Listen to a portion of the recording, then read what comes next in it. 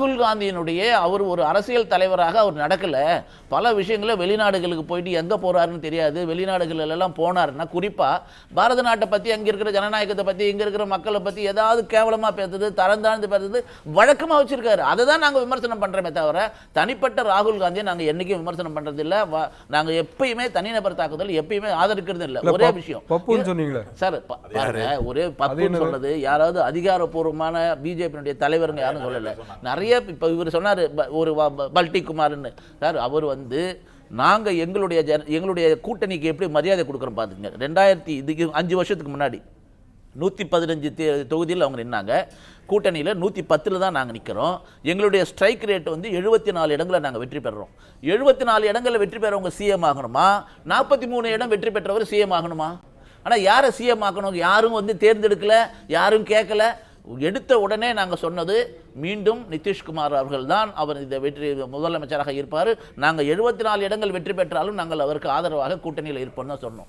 அவர் நடுவில் ஒரு சிலருடைய கேள்வி, ஒரு சிலருடைய புரிதல் இல்லாமல் நான் தவறு செய்துட்டேன், நான் தேவையில்லாமல் போய் அவர் சொன்னார் தேஜஸ்வி யாதவ் குறித்து அவர் செய்த விமர்சனங்கள் நானே சொல்ல முடியாது. அவர் சொன்னார் எவ்வளவு விமர்சனங்கள் அவர் சொன்னார், மிக மோசமான விமர்சனம் தேஜஸ்வி யாதவ் கிட்ட.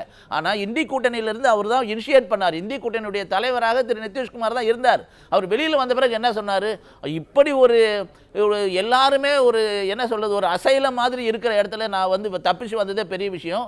என் வாழ்நாளிலும் இனிமேல் அந்த தவறை நான் செய்ய மாட்டேன். ஏன்னா இன்னைக்கு பாரத பிரதமர் தான் இந்த நாட்டை காப்பாற்ற வந்திருக்க ஒரே தலைவராக இருக்காரு.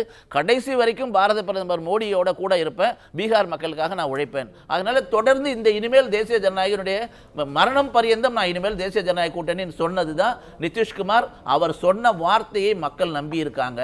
மக்கள் திரும்ப திரும்ப ஏன் இப்ப தமிழகத்தில் 1000 ரூபாய் தகுதியுள்ள அனைத்து மகளிருக்கும் உரிமை தொகை சொல்லலையா? அனைத்து மகளிருக்கும் உரிமை தொகை கொடுத்துட்டாங்களா? இப்ப தமிழகத்தில் என்னவோ இது எல்லாத்தையும் செஞ்சு முடிச்சிட்ட மாதிரியும் அப்புறம் தகுதி உள்ள மகளிருக்கு மட்டும்தான் உதவித்தொகை. நீங்க அது உரிமை தொகைன்னு முதல்ல சொல்றீங்க. அனைத்து குடும்ப அட்டைதாரர்களுக்கும் உரிமை தொகை. இன்னைக்கு அப்புறம் கொஞ்ச நாள் போனதும் தகுதி உள்ள மகளிர், நீங்க எப்படி தகுதியை முடிவு பண்றீங்க?